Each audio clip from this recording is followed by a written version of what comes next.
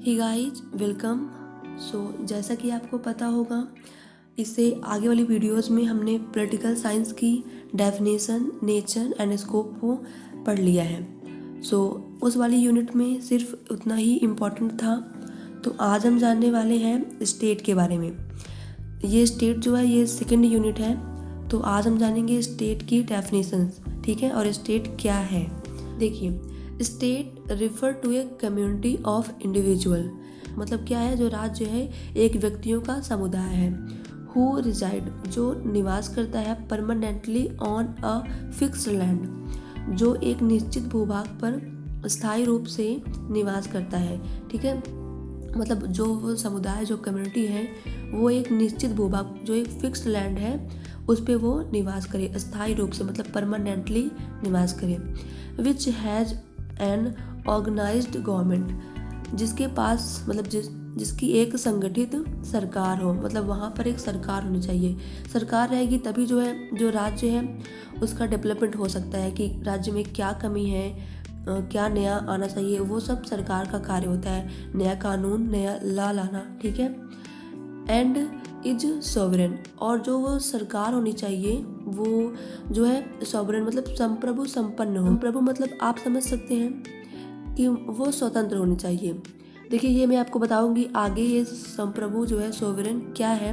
आप यहाँ पर ये समझिए कि संप्रभु मतलब होता है स्वतंत्र, मतलब वो जो सरकार है उस पर किसी जो मतलब कम्युनिटी है उस पर किसी और बाहरी नियंत्रण ना हो, मतलब उस सरकार की आज्ञा का पालन हो। ऐसा ना हो कि कोई और उस पर शासन करे। ठीक है, तो इस तरह से आपको समझ में आ गया होगा।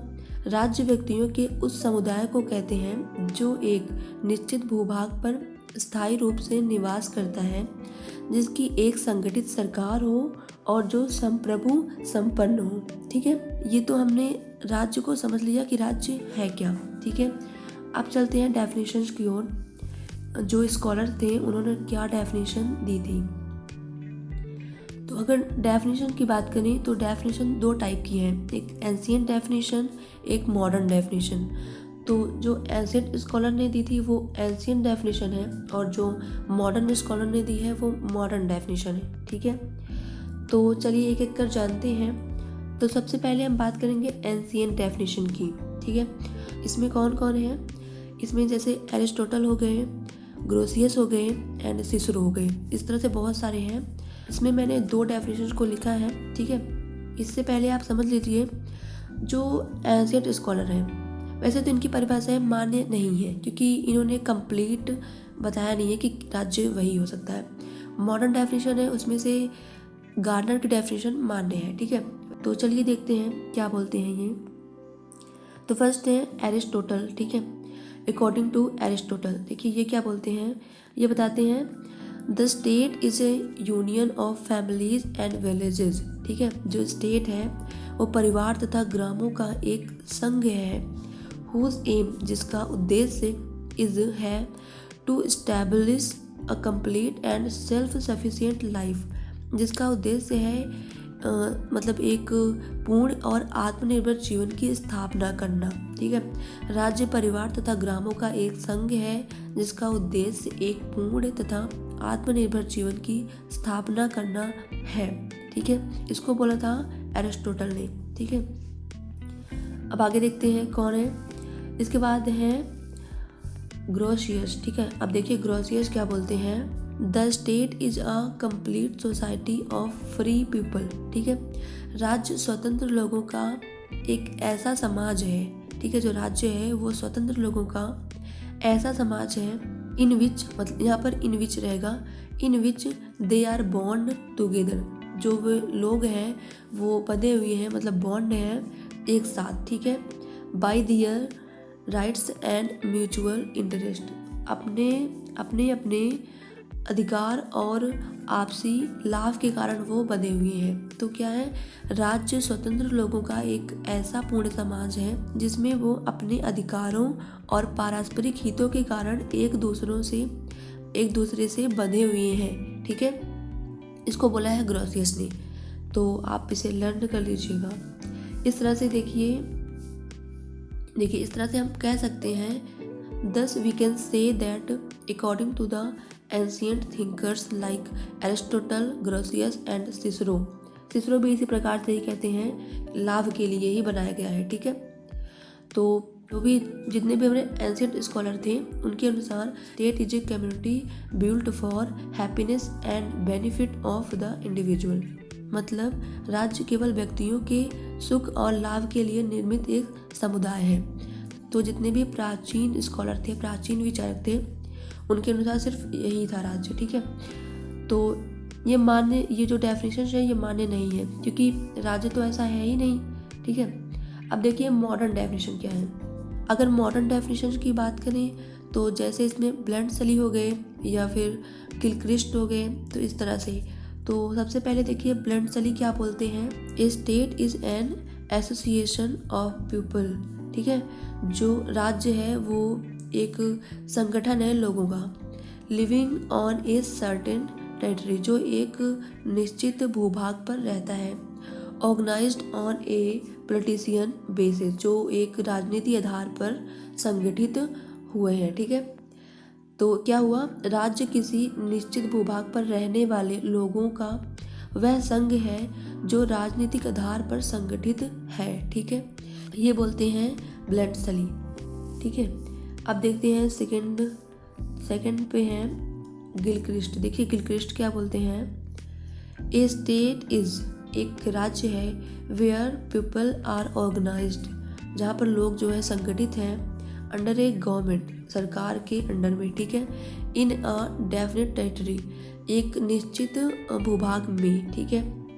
This government is independent from other government, ये जो सरकार है वो स्वतंत्र है जो अदर गवर्नमेंट, मतलब जो अन्य सरकार है उनसे, मतलब ये जो है किसी के नियंत्रण में नहीं है सरकार, ठीक है।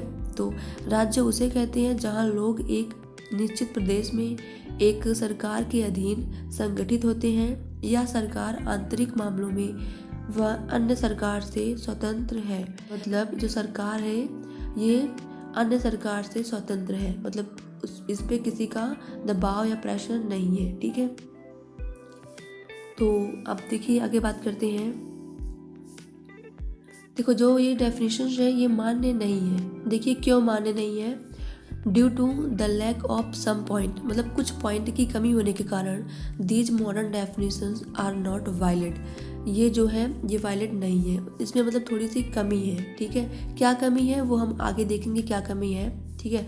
The definition of Gardner is relation to the state is valid, तो जो गार्डनर है इनकी डेफिनेशन मान्य है। तो चलिए देखते हैं गार्डनर क्या बताते हैं, ठीक है।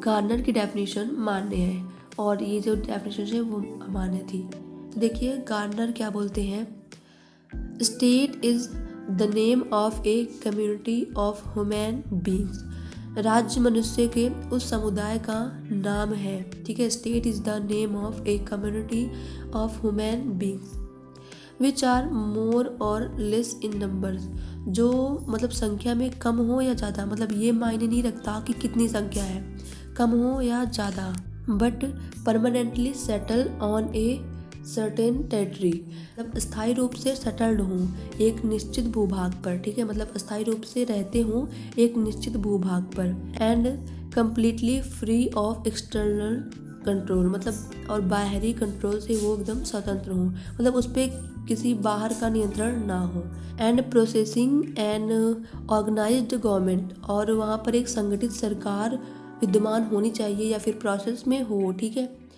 टू विच, जिसके लिए, किसके लिए, ए ग्रेट बॉडी, जो ग्रेट बॉडी कौन, वो गवर्नमेंट, ठीक है, जिसके लिए इनहेबिटेंट्स, जो वहाँ के निवासी हैं, रेंडर मतलब प्रस्तुत करें, हैबिचुअल मतलब होता है एक आदत सी, ठीक है, ओबीडियंस मतलब होता है आज्ञाकारिता, मतलब क्या हुआ, जिसमें एक ऐसी सुव्यवस्थित शासन सत्ता मतलब सरकार विद्यमान हो जिसके आदेश का पालन करने के लिए उस भूभाग के सभी निवासी अभ्यस्त हों, ठीक है, मतलब वो तैयार रहें या अपने हैबिट में उसको लाएं, मतलब वो पालन करें, ठीक है।